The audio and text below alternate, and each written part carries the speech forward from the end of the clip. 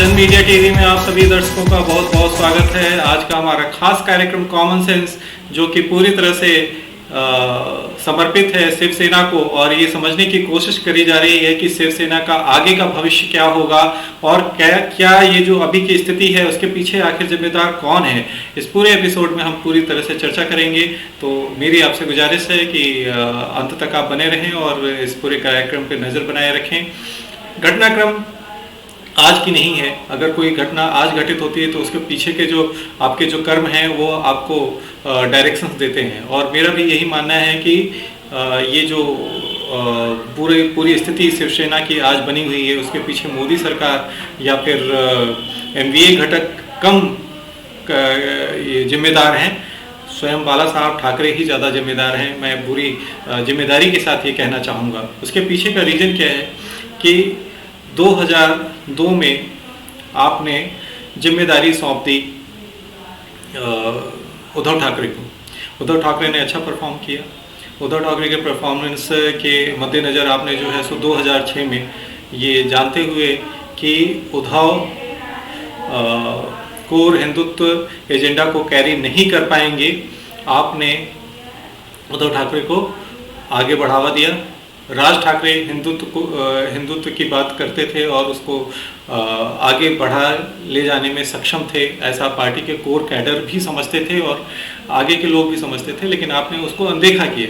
ये जो स्थिति आई है, ये स्थिति ये साफ साफ सी कहती है कि आपने जैसा नींव डाला वैसा ही बिल्डिंग कंस्ट्रक्ट होके तैयार हुआ है, और उसी का परिणाम है कि 2012 में या 2019 में जब इन्होंने अपना गठबंधन एनडीए से तोड़ दिया। एनडीए से गठबंधन तोड़ने का रीजन जो बेस है वो यही था कि उद्धव ठाकरे के पास कोई ऐसी आइडियोलॉजी नहीं थी जिसको लेके आप ये कह लीजिए कि वो हिंदुत्व के कोर एजेंडे को बाला साहब ठाकरे जैसे ले जा सकते थे।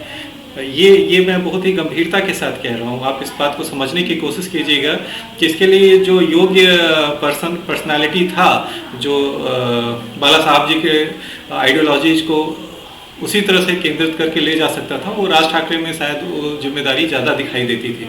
और इसको अनदेखा करने का ही नतीजा था कि आज शिवसेना की ये स्थिति हुई है। इस स्थिति के पीछे और चिंतन कीजिए। चिंतन ये नहीं है कि आप ये चीज़ें संभाल नहीं पाए। आप संभाल कैसे सकते हैं, क्योंकि आपकी आइडियोलॉजी हिंदुत्व कोर की है।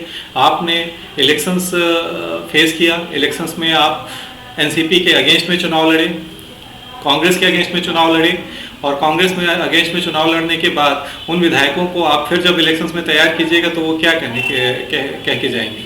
ये आपके सामने बड़ा यक्ष प्रश्न है। ये तो छोड़ दीजिए, इससे ऊपर की बात अगर आप करिए तो जो उद्धव ठाकरे ने अपने कब्र को खोदना शुरू किया था, ये सीधा सीधा मैं कहूँगा कि अपना कब्र उद्धव ठाकरे ने खोदा, और उसकी नींव जो है सो बाला साहब ठाकरे ने पहले ही रख दी थी। तो उद्धव ठाकरे ने जो नींव खोदनी शुरू करी, उसमें हनुमान चालीसा का प्रकरण हो या फिर नवाब मलिक को प्रवक्ता बनाने की बात हो या कंगना रनावत की जो घर को डिस्ट्रॉय करने का मैटर हो, ये सब कोर हिंदुत्व के मैटर हैं। आप जब हनुमान चालीसा की बात आई तो हनुमान चालीसा में भी आपने जो है सो राष्ट्रद्रोह के मुकदमे तक आपने उसको बना दिया।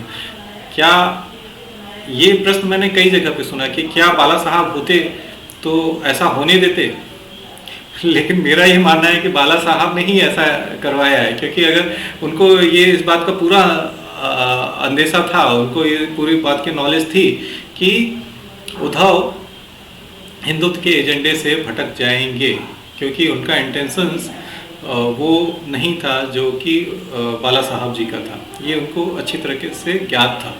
इसके कई प्रमाण हैं जिस प्रमाण को आप आधार बना के ये रख सकते हैं। दूसरी बात कि आप जिस पॉलिटिकल पार्टीज की बात कर रहे हैं, शिवसेना की बात कर रहे हैं, शिवसेना को जो ग्रसा है दूसरी तरह से, वो दूसरी तरह से ग्रसा है शरद पवार ने। शरद पवार ने कैसे ग्रसा है मैं आपको बताता हूँ। शरद पवार ये जानते थे कि शिवसेना के जो विधायक हैं, जो कोर शिवसेना के जो वोटर्स हैं, वो कभी भी सेक्युलरिज्म को एक्सेप्ट नहीं कर सकते।